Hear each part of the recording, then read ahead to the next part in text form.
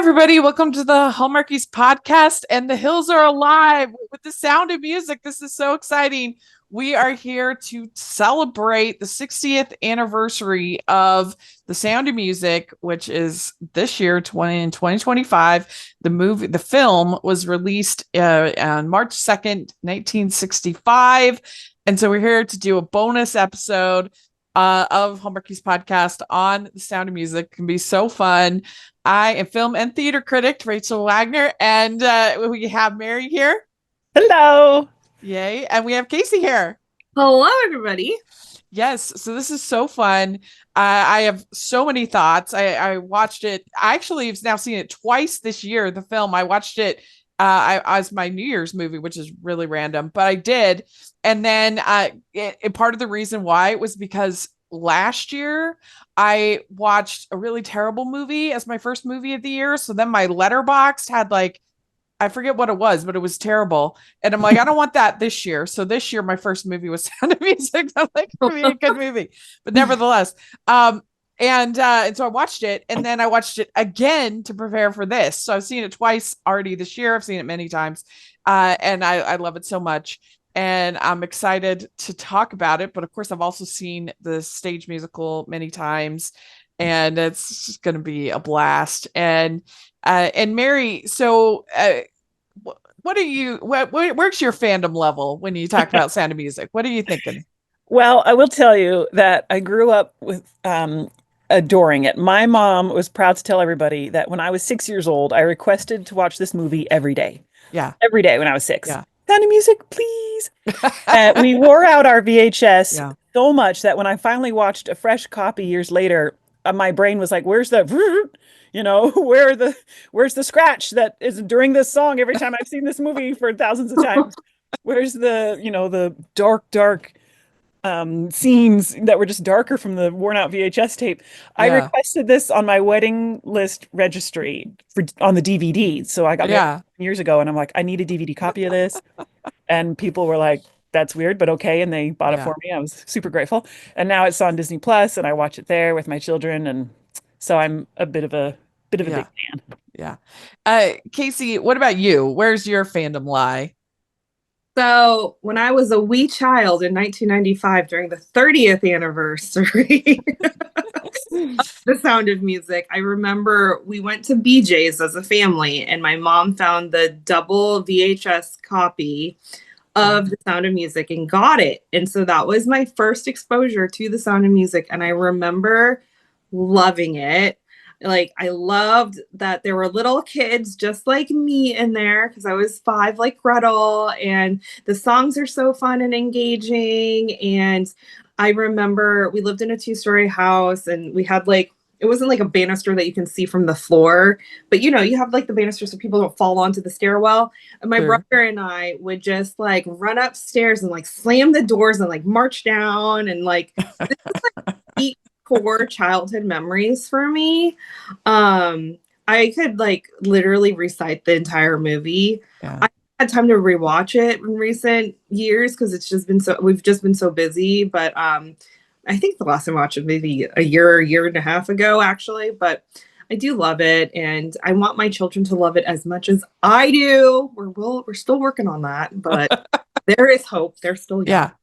It's so funny that you both mentioned watching it young, because it's the same with me. I would watch this movie on repeat, when you're a kid and I want to watch it again and watch it again. And it's kind of crazy when you think about it, because it's sort of a dark story, at the core. It has it's about Nazis and people having to flee their country, and I mean, there's some dark themes in there, but it's so charming, and that and the songs are so good.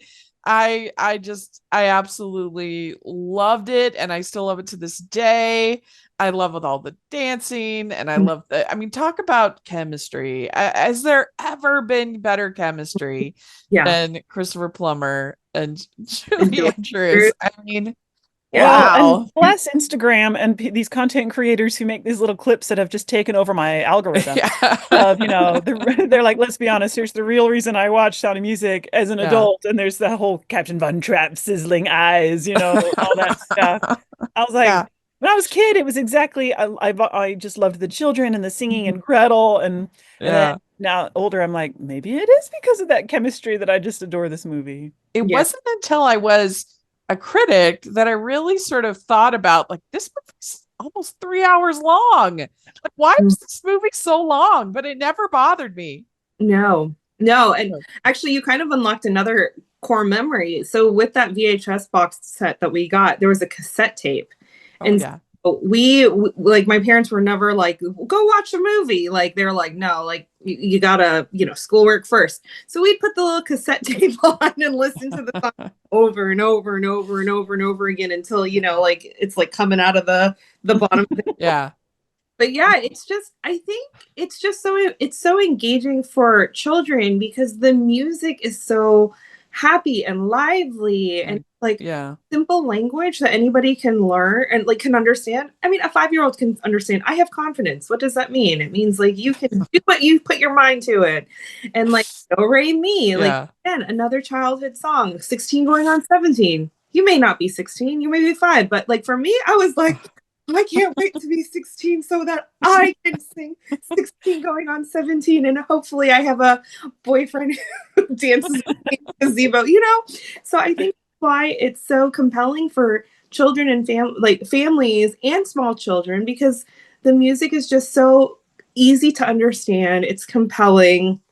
It's relatable in some ways. And so I think that, that's reasons why that people love it and why it's such a fan favorite and a classic and why it's lasted all these years. I mean, people, maybe, and even my kids are like the Sound of Music lady from the Princess Diaries. Yeah.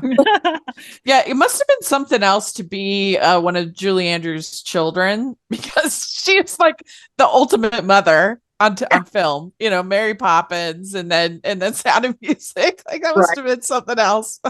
Like, but yeah, it's interesting that even Christopher Plummer like basically came around to how great this movie was. He said when it was first like released, he said, I was a bit bored with the character, although we worked hard to make him interesting. It was a bit like flogging a dead horse, and the subject matter is not mine. I mean, it can't appeal to every person in the world. It's not my cup of tea, is what he said at the time. But then he came around. He said that the more I watched, the more I realized what a terrific movie it is. The very best of its genre, warm, touching, absolutely timeless, totally seduced by the thing. And what's more, I felt a sudden surge of pride that I've been part of it. So here we go. Yeah. It finally came around to not call it Sound of Mucus anymore. Oh, yeah. I'm curious though, have you either of you seen the original stage musical? Mm-mm. On stage? No. The only version I've seen was the NBC special where Carrie Underwood was Maria, and I was so that was basically the stage musical filmed. Okay. Yeah, I mean they had some questionable singers and things like that, but as far as the actual script, it's and songs and stuff. And I actually just happened to I've seen it many times, but I happened to just see it this week. This is one of the rare examples because usually when they do a stage to screen adaptation, usually a big downgrade. I mean, it just usually is. Obviously we've had some rough examples recently with things like Dear Evan Hansen and Cats and stuff like that. And every once in a while we get like a Wicked, which was really good. But a lot of times it's a downgrade. And in this case, it's an upgrade. It is. I think that the movie is much better than the musical, which is still good. I still like it, but they did a lot to make it, I think, better. So the musical premiered on Broadway in 1959, and originally it was written for Mary Martin, the actress Mary Martin. Yeah. And she had a relatively small range that she could sing in. And so that's why a lot of the songs are within the original songs that weren't added for the movie are in a fairly small range singing. There's not like, I mean, aside from Climb Every Mountain, which wasn't her song. They don't have like soaring high notes and, a big range because it was written for Mary Martin. And also this, the kids need to be able to sing them, some of the songs. And it's kind of, I don't want to get too, boring with the backstory, but it is kind of interesting that originally, Maria wrote a book, which is so boring. Don't ever read that book. Oh, She wrote, yeah, it really is rough. But she wrote the book, and then it got turned into 2 German movies, which I've never seen, but I guess were quite successful for Germany in that time. And that's what got the people that were thinking about it, got them interested. And originally the plan was that they were going to use the Von Trapp's songs because they were a group by this point. They thought, well, let's just add a couple new songs. And so they talked to Rodgers and Hammerstein. This was their last show that they wrote because Hammerstein had stomach cancer. And so this was their last show. And the more that they started working, they were like, we're going to do all new original songs. So that's how it kind of evolved, which I think is interesting. And it ended up premiering on Broadway with Mary Martin and Theodore Beitel, who, if you've seen My Fair Lady, he plays the Count. Okay. It's trying to undermine the professor. That's Theodore Beitel. Anyway, and it did very well. It won the Best Musical, other Tony Awards. And immediately, thought was, okay, we want to turn this into a feature film. But we have to thank this guy, Ernest Lehman. He was the adapter. He adapted the screenplay, and he was a big factor in making this way better. than in my opinion, at least. The first thing he did is he eliminated 2 songs that are very weak, that are sung by Max and Elsa, the Baroness. Oh, yeah, we wouldn't need those. No, yeah. And if you see the production at Centerpoint, they still have one of them called "No Way to Stop It," that's still in there, and it just makes those 2 songs make those characters feel more devious, less sympathetic, more and so just more selfish. So that was a very smart move because those aren't good songs. Ho, ho, ho. We'd like to take a second and thank our sponsor for this episode of the podcast. It's the Hallmarkies Patreon. Do you love Hallmarkies podcasts, especially at Christmas? Do you enjoy the holiday previews, recaps, interviews, and bonus episodes? If the answer is yes, please consider supporting the Hallmarkies Patreon. We need your help to do what we do both during the Christmas season and all year round. But not only do you help a podcast led by strong, independent women by becoming a Patreon, you get to become a part of the Hallmarkies family. Starting at only $2 a month as a patron, you will have access to our Facebook Patreon group where we talk about the movies, shows, and more all year. We also have many monthly patron watch-alongs with guests like Lacey Chabert, Natalie Hall, Paul Campbell, Mary Lou Henner, and more, giving their behind-the-scenes details of their films. As a patron, you also have the chance to provide input into the podcast and even join us at different tiers. So this Christmas season, spread some cheer to the Hallmarkies Patreon and become a member today. You won't regret it. Go to patreon.com/Hallmarkies to learn more. That's patreon.com/Hallmarkies. Then they also they added I Have Confidence and Something Good were both added for the movie, and they moved a lot of things around. Like, for instance, in the stage musical, My Favorite Things is sung with Mother Abbess in the Abbey. Yeah. Okay. So I lied. I did see the play version last year at the college. That is and they adapted this. And when you said that, I was like, that's right. Because I remember going, wait, I'm so confused right now.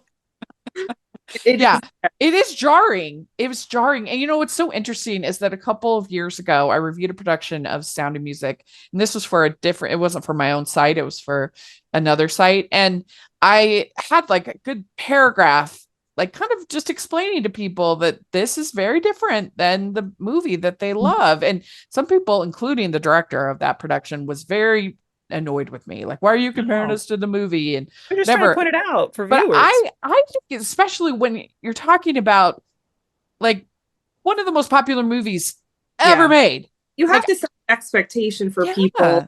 Like it's a cult film. It's like everybody knows the Sound of Music, and so when you see Sound of Music, like most people won't even know that it was a Broadway show first. Most people go, oh, the 1965 with Julie Andrews. Wait. Yeah.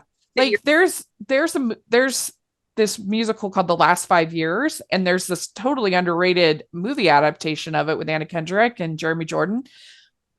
I don't need, when I'm reviewing a production of The Last 5 Years, I don't need to be like, oh, it's different than the movie, because nobody cares. But like Sound of Music is so iconic, and I actually felt like that was doing the production a favor, because it was letting people know, like, don't expect The Lonely Girl Herder to be where it is in the movie. Don't expect be ready. But anyway, they were irritated about that.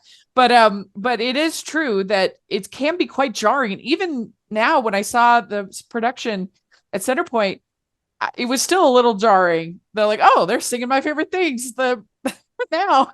Yeah. But that was such a smart move. Brilliant. And they also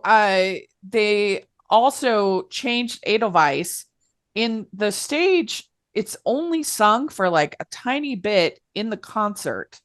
Oh, yeah. And so what they made it a full song instead of just a little bit in the concert, and made it a full moment, which I think is very effective. It's perfect because that parallels so beautifully, and it shows why he gets so choked up. One, because of his love for his family, and two, because of his love for his country. And because you saw it earlier with that fuller, richer scene, then when he's singing it on the stage, it's so much more poignant. Yeah. I know. Wow. Yeah. Yeah. I mean, and it just brings a lot of like warmth to the captain. And also they have that like big stare down. Yes. Where you're getting that chemistry, which is important. Yeah. Yeah. Robert Wise, he was a very interesting director who directed this movie. He had such a variety of the films in his filmography that he did. His most famous movies he did, of course, West Side Story, which is his other big musical. He did West Side Story. He did The Haunting, which is a classic, horror movie, scary movie, whatever. Of course, he did The Sound of Music. He did The Andromeda Strain. And he did Star Trek, The Motion Picture, the very first Star Trek movie. That's different. Yeah. So he's kind of like David Lean in that way. Like, just when David Lean has like such variety in his films, and or even like a Spielberg. Spielberg has quite a variety of tones and themes, and that he's done over the years. So yeah, he was brought on as the director. And they really, just from a technical perspective, they really elevated the material. Just the way that they filmed all over Salzburg, and just the beautiful. Yeah.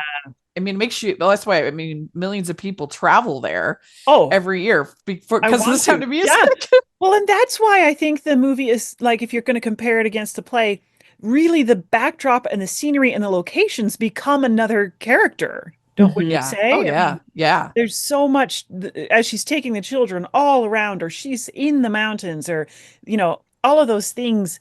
Yeah. I got to go to Vienna once for work for 2 days, and I was like, I'm in Vienna. Quick, we got to go to Salzburg, but there was no time. And so, because I can see why people would travel there. And aren't there like professional tours you can take? Oh, yeah. I was reading about that because I was reading about the cathedral that has the wedding, and they were like, there's lots of other great things that you can do. You know, you just see the Cathedral for Sound of Music. But yeah, there's all kinds of tours and different things. And it's part of the, I guess, the escapism of it, you know? Yeah. So they did an incredible job filming it. And I just love the opening sequence. What an opening sequence. The drone. I mean, it wasn't a drone Well, then, a but like helicopter. the helicopter. Yeah. But it shot coming in on her like that was just so fun. Mhm. Build I up of the know. music that escalates, and then boom, there she is. And Yes. just And you Yeah. think about how many movies of that time, like Oklahoma, many of the musicals that have such long opening credits. And as kids, we'd always fast forward through them. But this one Yeah. we never did. We just No. because of the music and the scenery, and then we have Uh-huh. to see her in that moment. And yes. Yeah. And it was like a little bit of a risk to go with Julie Andrews for this because this is before she was cast before Mary Poppins had come out. And there's stories of her singing the Mary Poppins songs to the kids, before it came out, which is really cute. But it was actually because a lot of people are really critical of the fact that they didn't cast Julie Andrews to play Eliza Doolittle in My Fair yeah. Lady. But like she was completely unknown at that point. It would have there like in no world would anybody have picked, as far as the studio, have picked Julie Andrews, unknown Broadway performer, over Audrey Hepburn, like Oscar-winning star, you know. Right. So like from their perspective, that was like a no-brainer. But like, of course, now in retrospect, we're like, because Julie Andrews was My Fair Lady on Broadway, that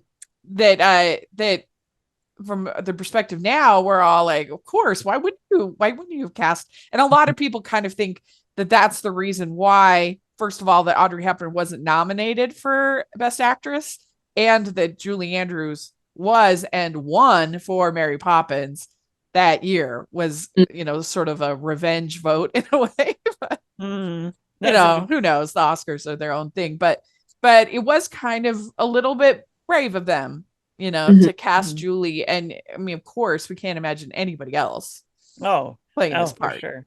And they ever remade it, and I hope they never do. it would be so impossible to think of anybody else in that role. Yeah, I mean, the closest, I guess, we got that the live theater, you know, with the Carrie Underwood, but yeah, no, that would be a huge mistake. Yeah, they can't do that. No.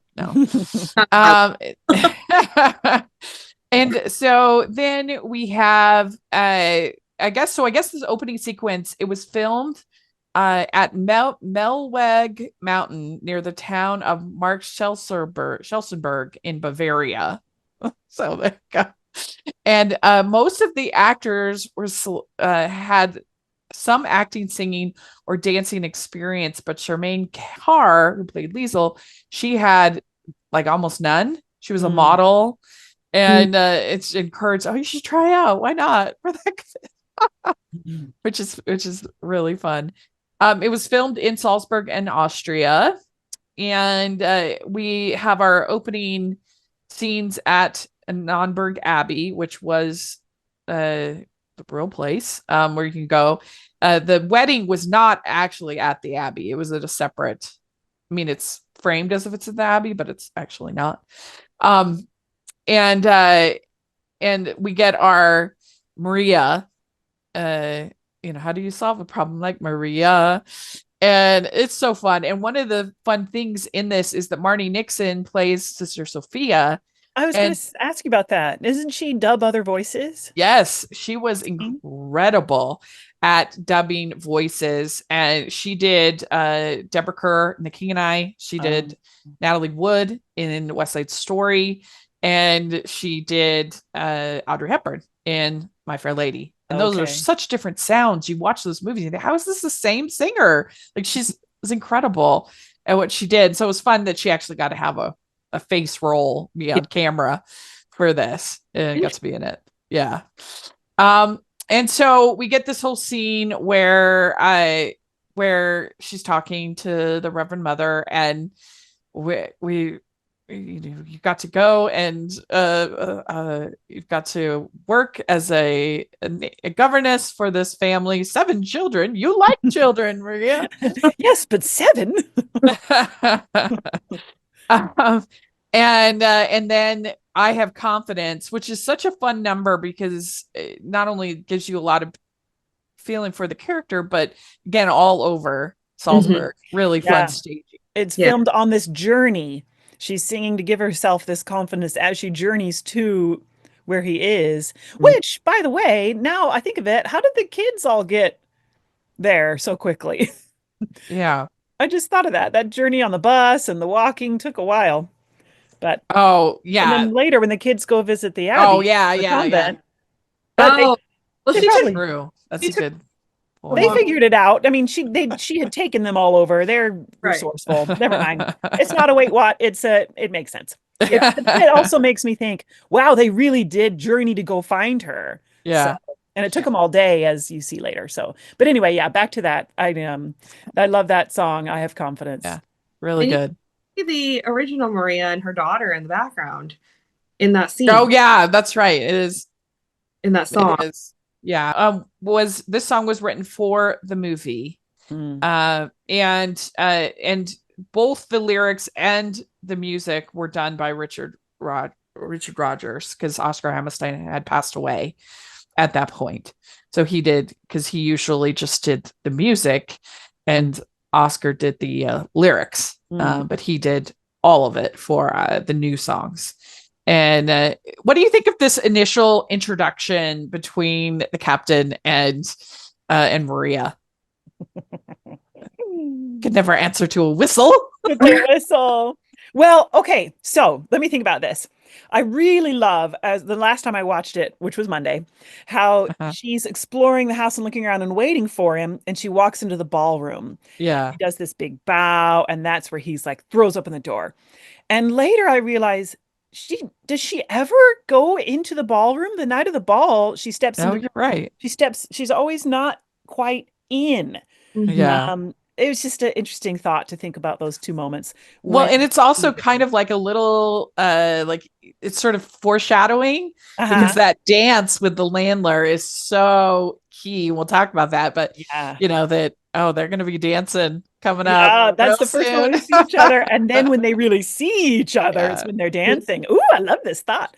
Yeah, but he's so imposing, and it's just like this tall, like naval figure, and she's like feels like she's been caught with her hand in the cookie jar, and then it almost feels like she feels like she's being bossed around like one of his children, and that's why I love that she stands up. Oh, I never answered to a whistle. Like, I mean, I think that I wouldn't say they're necessarily enemies to lovers, but it's definitely that kind of vibe a little bit. Like they start off a little bit adversarial, and it's so well done. Yes, because they are so starkly different. Yeah. Again, even as a child, you know that, okay, these 2 people, they can't see eye to eye and something's going to happen here. And it's very compelling for a viewer, even a young one watching. Yeah. They're like, what's going to happen? Like, how is this going to happen? And so it's so fun that the characters are established so quickly right off the bat within like seconds of meeting. And we're like, he's a widower, Strick's father, naval, captain. She's more of a free-spirited, warm, loving, musical person, and just like establish those things right off the bat, which makes it like really exciting to watch. Yeah. I mean, and I can see why, like when he was like a younger performer, maybe it wasn't like the most dynamic character in the world. Like it does follow, like it is sort of archetypal of like this kind of, but like I can also see why he came around to it, Yeah, exactly. Why he ended up really appreciating it. I love the whole scene where she sits on the pine cone. Oh, do you intend to go through this charming ritual? A prayer, and it's all right. They're just happy. Oh man. Oh, she's so good, because immediately looking at her like, are you going to get us in trouble with our dad? But at the same time, they know they like to do these things to get attention from their dad. Yeah. And she's just right from the beginning, like, I got this, I also just love it, once I've seen the movie, the fact that that's the moment he first fell in love with her. Oh, I know that he says it. So when you sat on So that good. ridiculous pine cone, Yeah. but he denies it for so long. But the fact that that was the moment. Here's a thing that I noticed this last viewing, by the way, little detail that softened him for me. He has his wedding ring on the whole time, so they wear their wedding rings on their Oh, right hand. So he's got his pinky ring on his left hand, but his wedding ring is on the whole movie. And I'm either thinking his wife died and he never took it off, and it was just this tragic thing that he always felt yeah. like I'm a married man, or it was stuck on there. Yeah. Well, I mean, if you think about it, like it really wouldn't have been that long. I mean, Because because Gretel's figure how 5. old is yeah, Gretel is Mhm. 5, right? Right. So that's not that long that Yeah. she'd been gone, Yeah. you know.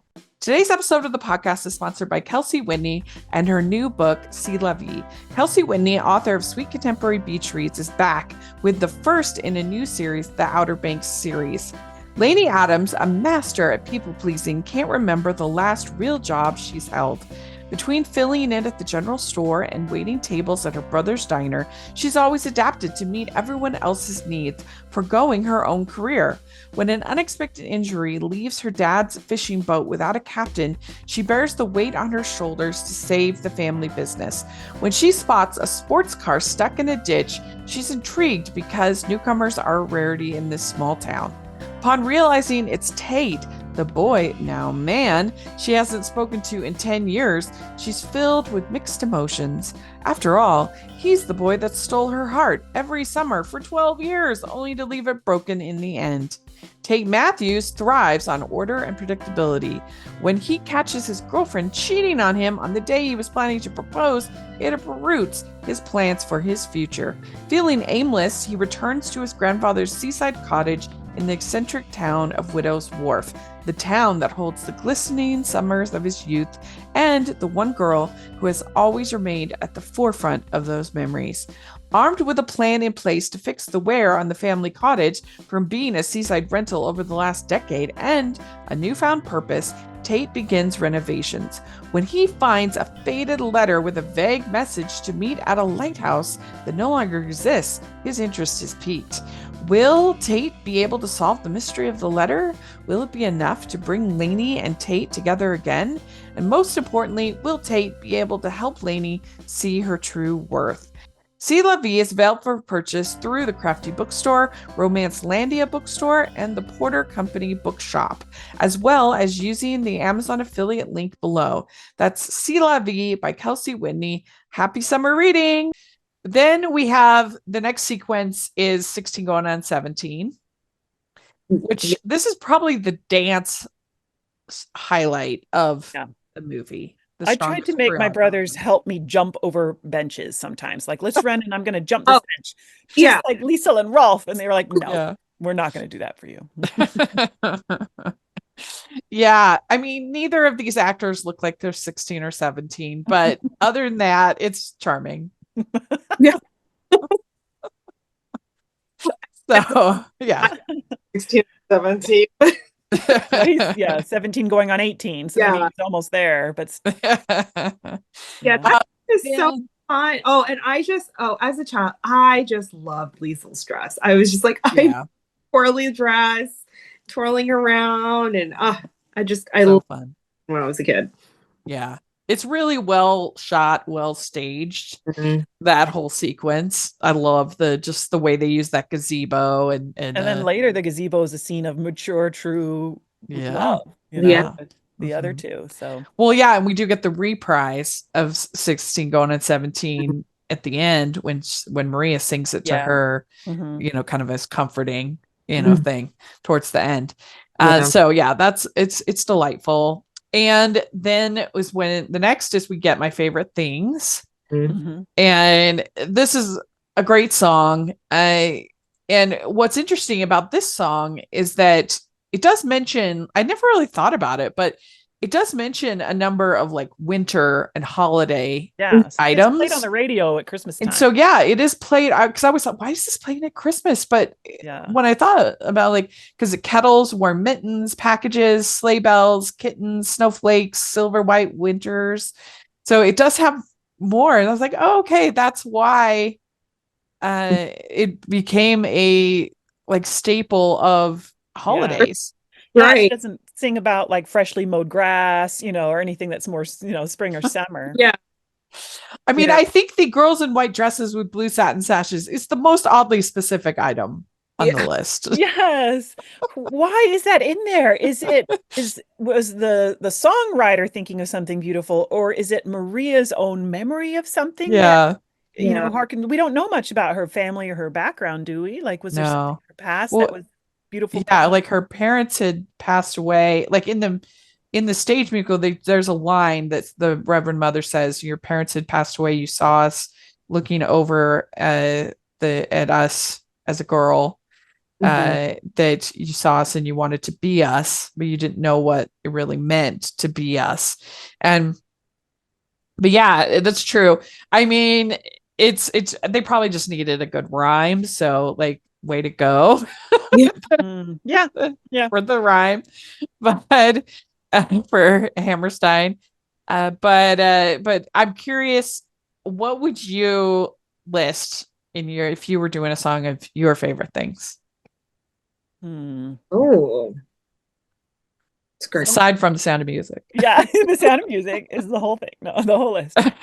No, I just mentioned freshly mowed grass because that's one of my favorite things in the summer, the smell of that. And Yeah.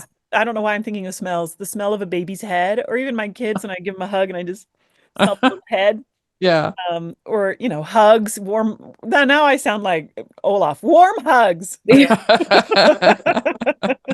Those are my favorite things. Yeah. Chocolate, lots of Yeah. those things. Warm cookies, ice Ooh, that's a good one. beach days. I mean, Beach days, yeah. Oh yeah, that'd be high up for me too. Beaches, beach days, boat the ride, ocean. the smell of the ocean. A good buffet. Like, oh yes, pizza. Pizza. Yeah, pizza and ice cream, I feel like are two things that it's almost impossible to do wrong for me. Yeah. Like I like trashy ice cream, like from a gas station, pizza. And I like the fancy stuff, all gourmet. The whole thing. Yeah. Yeah. The only kind of ice cream I don't like is like this, like when people try to get too crazy with the flavors, like salt and straw and stuff, where they're putting the grasshoppers and none of that. I don't like that. For the most part, I like ice cream and pizza. Yeah. Yeah. Just imagine So- yourself with Maria on that bed yelling your favorite things Yeah. and pillows into the air. Ice cream, pizza. Yeah. But there's really only this sequence, So Long Farewell and Do Re Mi are really your three main sequences with all the kids and singing. And so I think it's a very important song. It was so brilliant. This would have been so much weirder, her singing the Lonely Goat Herder here, Yeah. like in this stage. I just think that would not have worked. I Mhm. mean, I guess technically Lonely Goat Herder, you have the kids as well, but they're like, doing the puppets. Yeah. But yeah, I just think that was brilliant to move this song for the scared song. Mm-hmm. Yeah. And these kids are really cute. I think they did a great job with the Oh, casting. they fantastic casting everybody. Mhm. Yeah. And so Maria gets the idea to make them play clothes for the kids out of her Window drapes. Yeah. which I Yeah. love. You can tell she does not like waste because she's like, well, I don't need all this new fabric. No, you need new clothes. And then she's like, well, I don't need new drapes. Yes, you do. And then she's like, what about play clothes for the kids? Aha, I have a solution. I can use these drapes, Yeah. Yeah. Yeah. I love that whole thing of like kids getting to play. Like that's Yes. important to play. Yes. Mhm. Did none of the other governesses ever do that? Was it this whole No. strict drill whistle regimen? You'll march, you'll read. Yeah. And she's like, when did they play? So Yeah, I mean, I guess in a way you might have like a little bit more of a comfort zone because who's gonna fire a nun? You know what I mean? Right. So like she could probably do like this a little bit more. You don't want to be seen as the person who fires the nun, or maybe the other governesses. And it sounds like the kids were more cruel to the other governesses. That Oh. also might be part of it. jars Yeah. of spiders, snakes, Yeah. awful things. Yeah. Yeah. Glue on the toothbrush. Yeah, it's funny because when you first meet Maria, you think she's like this sweet little like meek lady who's Right. at least from like the kids' perspective, right? They're like, Yeah. oh, it's gonna be so easy, but then they quickly find out that she does have a backbone. Yeah. She's just so much more charismatic about it, and she can kind of almost trick you into liking her. And so I think it's just funny how the character really like all she had to do was just like kind of prove like I'm on the kids' side by not tattling on them when they put the pine cone in the seat and then comforting them. And then it was like, Yeah. boom, there's this relationship there. Also, and with Liesel too, like she built a relationship with Liesel because she didn't squeal on her for being after hours and such. And so it is interesting that the kids quickly realize like, oh, okay, this is somebody who we can like Trust. learn Yeah. to trust and love and all of that good stuff. Yeah. So then we get Do Re Mi, a whole sequence, which is just delightful. So much fun. It's all filmed in and around Salzburg. The picnic scene in the mountains was filmed at Werfen in the Salzach River Valley. And I love that whole sequence. And it's actually like a really solid way to teach kids how to sing, not only just a good song. Mm-hmm. Yeah. I mean, knowing the notes and how to put them together. Yeah. And yeah. Yeah. And I mean, it's iconic for even music classes. I remember in elementary school, like, all right, do a deer. Yeah. So you're like, do, re, mi, fa, mi, Then da. we mix them up. Yeah. Yeah, great. And then they get they get all wet and they meet the Baroness all wet and he's frustrated. That's a great scene when they're all fighting. Well, Lisa would tell you if you would listen, Oh, yes, you are, Captain. Mad. Yeah. My favorite line I always quote, well, I quote many, is when he like rips the handkerchief off Liesel's head and he's like, do you mean to tell me my children have been waltzed around Salzburg dressed in nothing but a pair of old drapes? And she's like, having a fabulous time. So good. And the Baroness gets the giggles and then like sees him and like straightens her face. Like, she's like, oh, no, for sure. Yeah. I read that scene where he calls her captain was actually a blooper. Oh, really? Yes, but they kept it in because it was just so good. Like it was just natural for the captain to be so worked up for him to be like, yes, you are captain. Well, and I think that's why it works so well having Edelweiss here just after, because they've had this big fight and you brought music back. I ask you to stay. I want you to stay. And then he sings Edelweiss and they have that long stare. And it's especially good because the Baroness sees the long stare. She knows what's happening here. And it's great. Yeah. She notices during the whole puppet show that he keeps looking at, and she's like, oh, wait a minute. Where's he looking? Yeah. And so with Edelweiss, so it was the decision of Ernest Lehman. He said he expanded the scope of the song when it was sung in the Salzburg concert scene. So that Captain Von Trapp calls on the audience to sing the song with him and his family in defiance of the German soldiers posted around the arena. So not only did they add this whole other full version of the song, but they even made the concert sequence even better. Mm-hmm. Exactly. Oh, yeah.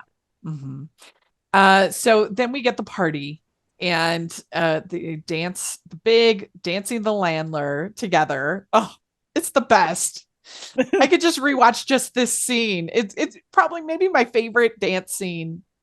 One of my favorites ever. It's so good. 100%. It's so good. Like the little romantic in me was just like, oh. I know. And seeing, and now I watched like, because this last time I watched it, I watched the people inside dancing it and their formality and they're going through all the beautiful steps. And then out on the patio as he's helping her and how they just shift as they just are like, something is happening to both of them as they look at each other. And poor Kurt, your face is all red. She's like, is it? Oh, like you blushed in his arms. Oh, so good. Where do you think the shift was for them when they were dancing? So like when they start dancing, at first it was like, all right, listen, kid, move over. I'm going to show you how it's done. And it was a professional in the sense, like a professional dance between Yeah. Fraulein, the governess, and the father, and then it shifts. So like, where do you Yeah. shifts where it becomes suddenly intimate? I see it when he turns and he's reaching behind his hand. Yes. When they Yeah, get that eye to eye, they can't help. They can't, there's no kids, That's- there's no nothing. It's just looking straight at each other. Yep. Yeah. And then she's realizing, oh my goodness, I know. Shoot. Yeah. What's happening? Yeah. And she's like, It- I can't remember anymore. In the musical, it's Brigitte who tells her that, of course, father's in love with you, and you're in love with him, and as opposed to the Baroness, and so it's just kind of interesting. But yeah, her whole like just complete shock. She Mhm. hears this and she can't believe it because she's supposed to be a nun. What's she I done? know. And oh man, the Baroness, that whole scene when she's in there and she's trying to figure something to wear for dinner because Max has bullied her into coming to dinner. And the Baroness is like, her parting jab is, I think you'll make a very fine nun, you know. Yeah. And then later when she's on the balcony with the captain and it's like, and she's like, wait, stop breaking up with me. Somewhere there's a lady who won't be a good nun, you know. Yeah, I love that. I love that so much. We kind of skipped over the Lonely Goat Herd, which I think if there was a song I would cut, maybe to make it a little shorter, it would probably be this. But I Yeah, think it's that's true. pleasant enough. It's fun. It's fun. Yeah, it's a fun one just to like break it up a little bit because you see the family, like they're having fun, like this is the first time that they're all together laughing, having it, joking, jovial, blah blah blah. But if you were to cut something, like I think that scene can easily be taken out. And Yeah. Yeah. There's just a So- tiny moment about Max where you see more about him. Like, thanks, can we keep the puppet show? He's like, of course, I sent the bill to your father. Just shows a tiny little bit more about him. Then we also before she leaves, we have So Long Farewell, which is the kids' biggest song as Yeah. far as it's their big song. And it's very charming. Mhm. so cute. So cute. Yeah. Each one of them has a moment to shine. Though Yeah. Brigitte and Liesel do their own thing together, but like each Yeah. one has this. And then Kurt, goodbye. And Yeah. doesn't Maria sing that part for him? Like, at least on the subtitles, it says Maria joins in high note. So Yeah. What I love, I'd like to stay and taste my first champagne. Yes. no. And darling Gretel on the stairs. Yeah. Yeah. Really cute. So cute. I cannot tell a lie. I fleetly fleet, I fly. Yeah. So fun. Really cute. And I do think it's like songs like that are what, got us as we ones watching this movie on repeat. Like, you need Absolutely. those songs. It's Yeah. that whole scene how it's so interesting that they're very drilling of their and standing in line and all that stuff is kind of on display because they're all in their line, but they've got it with music Mhm. and the whole crowd is just charmed. All the Yeah. guests just adore it. Yeah. So then we have we do have this little hint from Zeller saying the Anschluss is coming, whether you like it or not. And so we've got this sort of building that like something's happening. Mhm. And I mean, if you think about when this movie was released in 1965, that was not that long ago. People Yeah, it was still not that remembered long it. after World War Yeah. II and No. build up to it in the late 30s and in Mhm. Austria. Yeah. So people could remember when these things are happening. Yeah. So it's kind of, Uh, in a sense, it's funny to think about it being a contemporary for its time, right? Because it's only like 20 years removed. I mean, the people who are watching it remembered World War II, whether they were a child or whether they were a grown adult. And so, yeah, it had only been, I mean, it's just like if something happened in the 2000s, it's only It's like- 20 years ago. Yeah. akin to 9/11, Yeah, that's good. which is really weird to Yeah. about somebody creating a musical about a family that went through 9/11. Well, the closest that we got of that, there's a really wonderful Broadway musical, Come From Away, that I highly recommend, that were on planes. They took in Mm. that. It's so heartwarming and lovely. It's not about kids per se, but really good. If you ever get a chance, it's really good to see it. But yeah, it's just interesting to think about like the timing of it all. I do love when the Baroness, she says, "There's nothing more irresistible to a man than a woman who's in love with him." Yeah. That's a good line. For her being like so much wanting to marry this man and send his children off to boarding school and all these things. She's so, I don't, a part of me is like, man, she's so mean to Maria, but she's like, get out of my way. Yeah. You know? And I think Eleanor Parker is excellent in this role as the Baroness.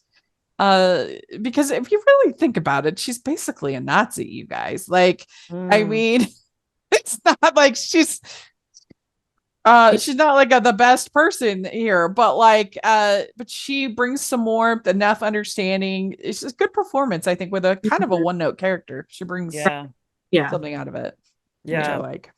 Yep. The scene on the balcony redeems her for me, because the whole time I'm like, the kids don't like her. She's got all these like connections in Vienna and keeping their father away and wants to, you know, all these things. And she's so mean to Maria.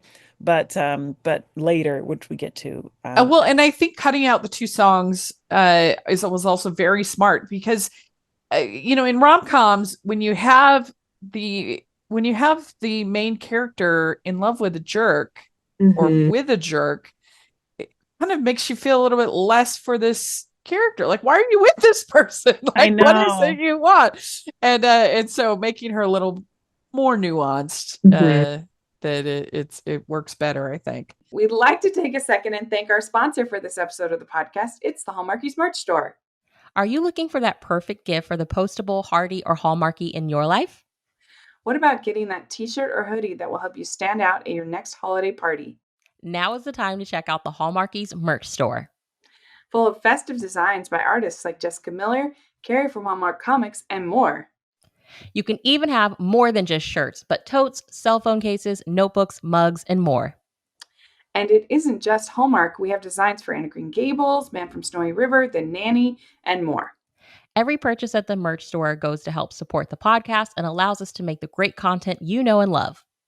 There are frequent sales, so go to tpublic.com/stores/Hallmarkies or see the link in the description. That's tpublic.com/stores/Hallmarkies. And I do appreciate that she at least left a note. Yeah. Which the children didn't really get to read. He's like, didn't I show you the note? Oh, yeah. She said she had to go back. Yeah. She leaves a note and sneaks out in the clothes that she came in. Yeah. The kids are depressed and sad.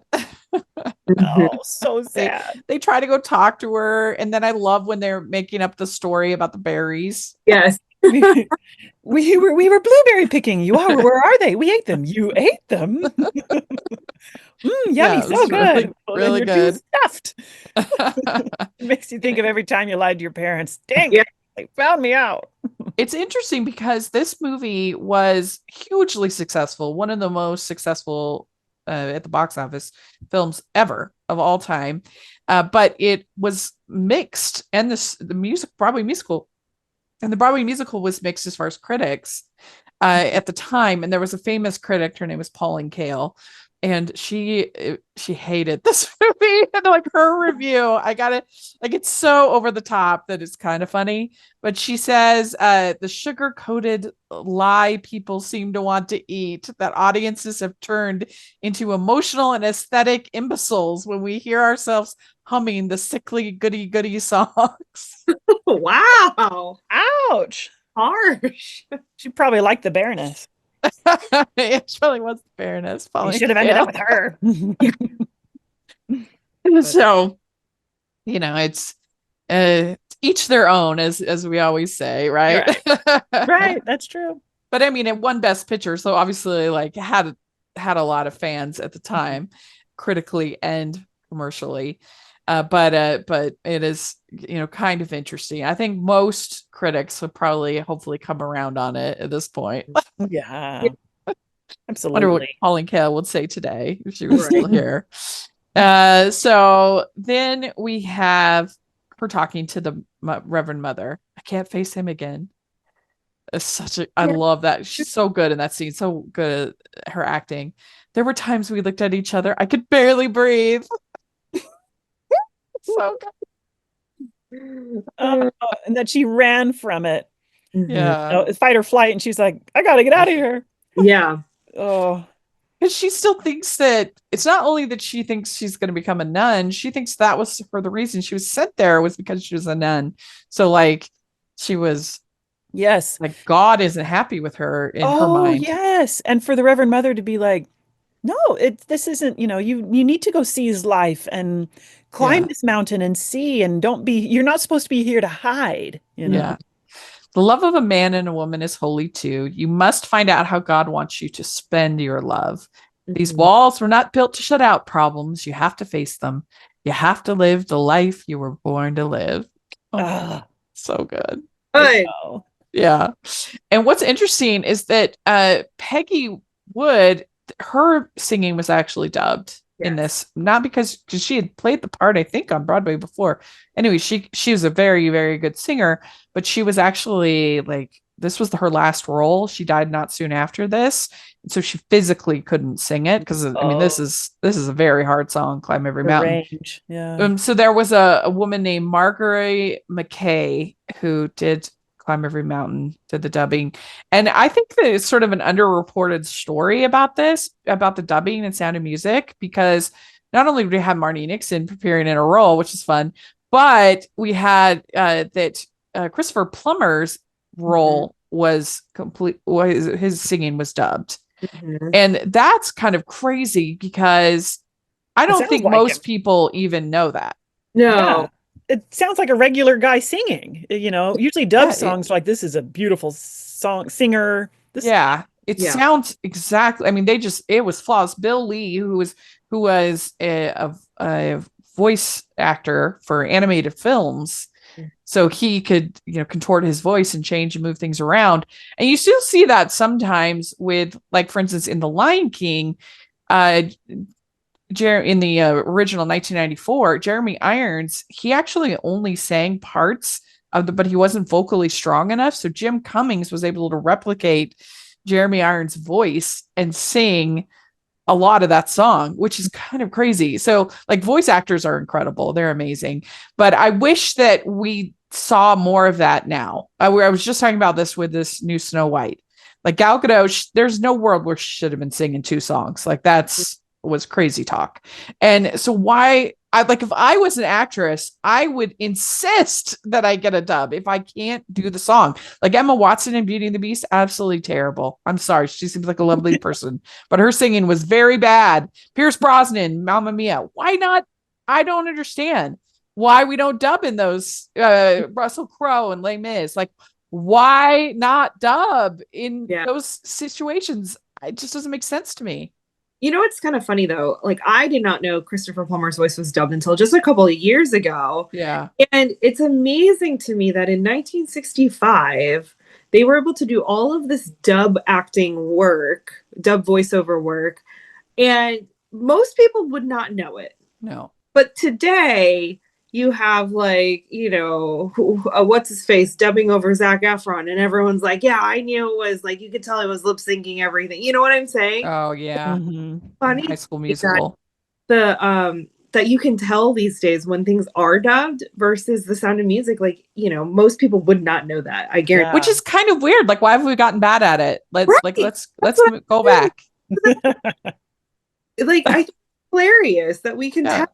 Whereas, because I mean, technically, unless it's a movie like Les Mis or Wicked where they're singing live, that's the exception to the rule. Most musicals are technically dubbed. They take the recordings done in the studio and they place them over the film. But because it's the same actors, it's think of it that way. But like, so technically, like, I don't know, I just like, it's just weird to me. Like, I want the movie to be the best movie it can be. So like, all of those movies that I mentioned with bad singers, it would have made the movies a lot better. For sure. If they'd had a dubbed. It's weird. La La Land, I'm sorry, that would have been better. with a dub. So it's interesting, but it's a great moment. Climb every mountain, incredible. Yeah. Yeah. Her autobiography, Marnie Nixon, who appeared in the film Sister Sophia, said Peggy especially liked McKay's singing voice because she sounded as she did in her younger days. Oh, that's sweet. That's kind of nice. Yeah. So then we get my favorite we get a My Favorite Things reprised with the kids. Oh, they're sad. And then Maria's voice appears and And they run to her and she runs to them. so good. And then we get our scene between the Baroness and the captain, a young lady who I think will never be a nun. Yeah. Yeah, she stops him from breaking up with her. She's like, no, I'm gonna do it. And this Something Good sequence, this was a new song for the film, Something Good. And I think it's so great. I've probably watched this as much as any other scene ever in film. Like I watched this scene so many times, but it's so good. I love the way it's filmed. It mostly silhouettes. You see their shadows. It's so like beautiful, and their chemistry is incredible. And he's like, what made you come back? Why did you leave? What made you come back? I missed the children. Only the children. Only the children. And then I just love his line, you can't marry someone when you're in love with someone else, can you? Oh, and they're looking at each other. She's like, oh. Yeah, it's really spoony. The fact that he went to find her that night, like yes, Baroness on the balcony, and he's like, he doesn't even know if she's left or she just sulked in her room. He's like, I don't care. I gotta go get this girl. Yes. Yeah. And I like that too. So swoony. And the silhouette, absolutely how they sing and you don't quite see their faces. I think that helped me as a kid because I used to always like be uncomfortable when I saw actors kissing on stage. My family used to tease me about it when I was little. But this one, I think I was okay because maybe I felt like I was invading their privacy as a kid. I don't know. And I would be like, I'm like, more kisses, please. Yeah, yeah. This one is just it. You can tell they're both just like, oh, I really love you. So yeah. What do you think of this scene, Kaycee? Oh, I mean, it's as an adult, it's so sweet and so sweet. Just like the cinematography and them singing to each other and like the flirty and like they're free to be flirty now, right? Like him teasing her about the pine cone and her teasing him about the whistle, and you're just like, oh. Is there anyone I should go to ask permission to marry you? The children. Yes, that line, because he's thinking like, wait a minute, you're a nun. What do I need to do? Do I need to go? Like, just the children, Yeah, yeah. And then we have the wedding. And at the time, it's kind of funny because the fact that they played Maria during this wedding was somewhat controversial at the time, 1965. And some feminists were upset because it's like, oh, how do you solve a problem like Maria? You marry her off, Oh. But in the case of Maria, it is true. Like, catch a cloud and pin it down. Get her married. Yeah, laugh that was the song that they chose. I mean, it's a little weird. Like, they're basically marrying a lady, and we're dissing her as we're marrying off. Yeah. The Sound of Music church in which the wedding scene of Maria and the captain was filmed is the Basilica St. Michael in the tourist town of Mondsee, Austria. So that's cool. There were so many guests too. Yeah. They had got a lot of extras. Yeah, I thought this church is full. She walks through the long, aisle and nave, and my VHS copy was so dark it took me a while to realize Liesel's her person, because the witness, or I don't know how it's working, and then Max, it's the guy who stands up with the captain as his kind of best man, isn't he? I think I can't remember, or but somebody else there, and then probably Friedrich. Yeah, and how they all kneel together. I love watching the ritual of it. And at this moment you kneel and then you stand and then anyway. Yeah. So then they're on the honeymoon and we get a few scenes. We get Rolf delivering the telegram. I'm preoccupied with more important matters than I know. delivering telegrams to you anymore, Liesel. Oh, He's been completely indoctrinated into the whole thing. Yeah. You know? Yeah. And then Zeller puts the Nazi flag, and this is like one of the kick butt moments for our captain. He rips it in half. He just grabs it and he's like, rip right down the center of the emblem. It's great. It always off and he just shoved it in. Was it Max's car or maybe because he's hiding it from the kids behind his back, and then he's just like plunk. Yeah.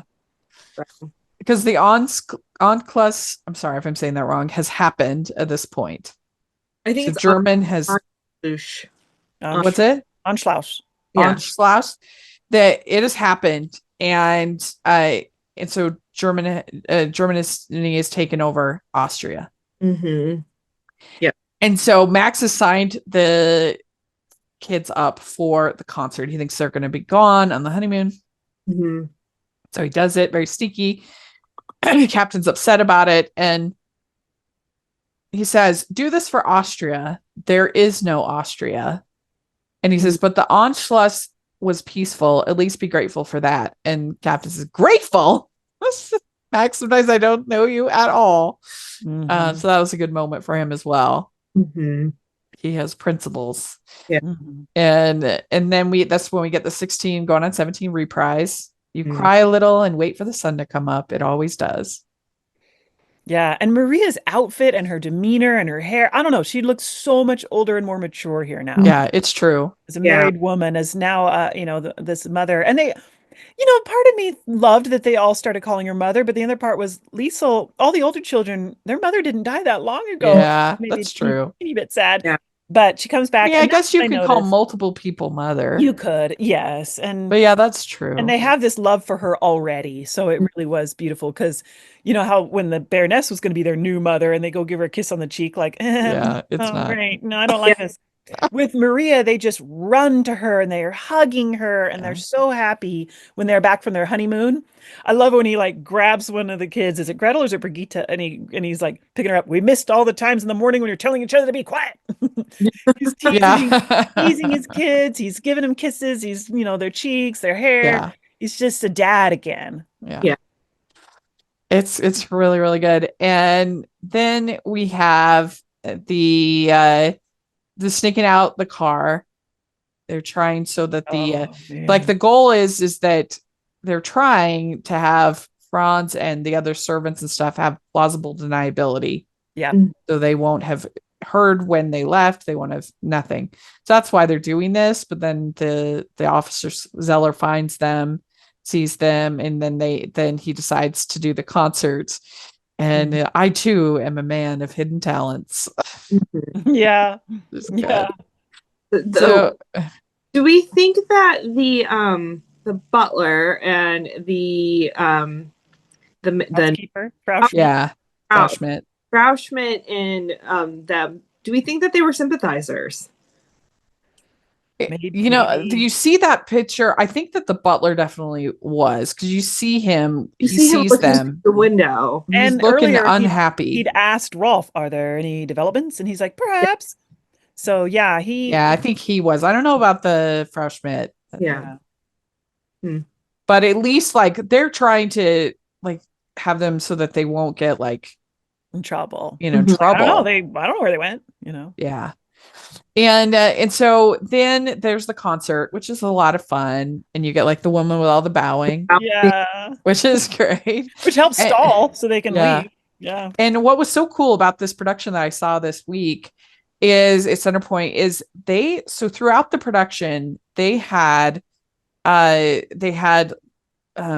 little film reels from the 1940s from Germany. Which I thought was very interesting, and it gave like a grittiness that you usually don't see in this show. It was a bold move on their part, but what was especially bold is before the concert they had an actual clip of Hitler speaking to a crowd. Ooh. And I thought that was ballsy as heck of them to do this, because it's true. It's accurate to the story. This is what would have actually been happening. They just taken over this country. Like this was at a peak. He would have been speaking like, and so I just thought it was such like a powerful new, like it's hard to do something fresh. The Sound of Music. Yeah. Hard to take it in a new way. And I thought that was so cool of them. So interesting. And so, yeah, I mean, I think that we don't really necessarily think of like how tense this really would have been at the time. Right. You Right. know? Yeah. And so then they've escaped and they're hiding at the Abbey. The borders have closed. And then he confronts Rolf. Oh, You'll never be one of them. You're only a boy. You don't really yeah. belong to them. You'll never be one of them. It was so close. Like, and that's where Rolf makes his decision. Nope, I'm going to be in. Calls everybody, Lieutenant, Lieutenant. Yeah. Oh, that So they're all hiding and they're rattling the cage doors and sweeping the flashlight. That still gets me tense to this day when I watch it. I'm like, yeah, ooh. yeah, definitely. I love that the nuns have their confession. They took the Yeah. starters out of the cars. That they cite that they're like, I too have a confession, Reverend Mother. Which is really fun. And then we get our finale with them climbing over the mountains to Switzerland, which of course like is not historically accurate. I know. When I read that, I was so of bummed course. that it says they just walked to the train station, got on a train, and left the country. Yes. And that also the mountains are not quite, the geography and topography is not the same. And I was like, I don't want to hear it. Right. Well, also, so they had been married for several years before he got the commission for the Nazi army. Or the Navy. It says, since von Trapp opposed the Nazis by that time, the family left Austria after the Anschluss, going by train to Italy and then traveling to London and the United States. To make the story more dramatic, that it's just after the wedding, escape over the mountains to Switzerland on foot. And it's a fun ending. It's an enjoyable, triumphant ending. I like it. And what they did at this stage production I saw, which was so brilliant, is they had the constant backdrop was the mountains, and then they brought in like drapery and staircases and things like that to break, but it was always a backdrop of the mountains. And what was so brilliant is at the end they have, the scene climb every mountain, and they actually had the through various scaffolding and different platforms, they had everybody climb up over the set, over the mountains. Oh. It was so I thought that was very clever. Yeah. But yeah, this is a great scene, beautifully filmed on, them on the mountains, and love it. So it's a great way to end. You end on the mountains. I mean, it goes full circle. So yes. Yeah. So I asked on Twitter, what do you think of the Sound of Music film? My friend Conrado, he says, one of the few 60s movie musicals that isn't boring. Yeah. Betsy Gorm, another friend, says, love this one. I'm in a production of the musical right now, and I think I'm the only one who already has the songs all memorized. Rachel Masters, one of the greatest films ever made. Cinematography, acting, directing, all A++. Not a fan of all of the songs, but it is made up for with everything else. I understand why some people, she says, Pauline Kael, I see you. You may not like it, but the actors are so great and the stakes are so high. How can you not be charmed? A nostalgia cast, Darren, he says, a classic, obviously, and it does that thing I love about musicals, slowly breaking down my defenses so that I buy into the sincerity of the story and the silliness of the characters singing their feelings out. This is interesting. Marianne, she says, excellent, and is adored by many nuns I know. Perhaps a niche take, but I love that it gives an authentic depiction of religious life. From my own experience, I like that it shows the nuns as wanting Maria to be fully herself, even if that means she doesn't become a nun. I thought that was interesting. Tom Soares is, I personally love it. I was 24 when I first watched it and didn't know so many of the songs I knew from childhood were on it. And so that's some of the feedback. It's so good. I was looking at on my letterbox, and literally every single person that I follow gave it at least 4 stars, which is very rare. Usually there's one knucklehead who's like 2 stars, Yeah. Wow.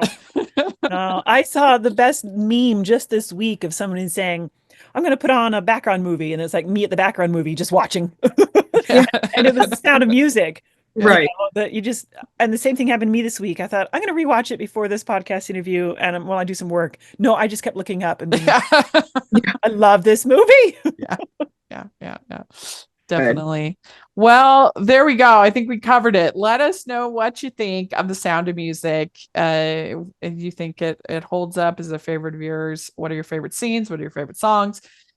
Anything. Just let us know in the comments. Captain Von Trapp so swoony. Yes. Anything you want to share. Yeah, we'd love to hear in the comments or on Twitter. And thank you to both of you for doing this. This was so much fun to get to do. I really enjoyed it. I feel like we could do like one of those Joe Rogan like 3-hour podcasts on it. We could just keep talking. Yes. Absolutely. I didn't even go as geeky as I wanted to talk about like cinematography shots that the pair, I just, I went on feelings and I love it. Yeah. So Kaycee, how can people follow you, and what do you all have coming up? You've got some fun stuff at Deliver Me Podcast, right? Yeah.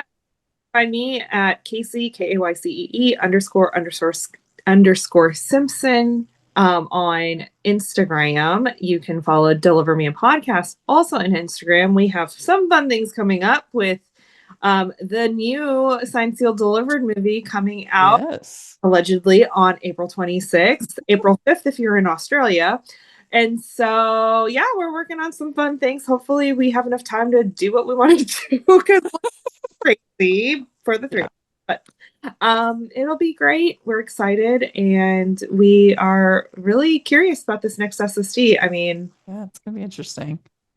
All right. Yeah, I know a lot more Americans all of a sudden became interested in good TV in Australia.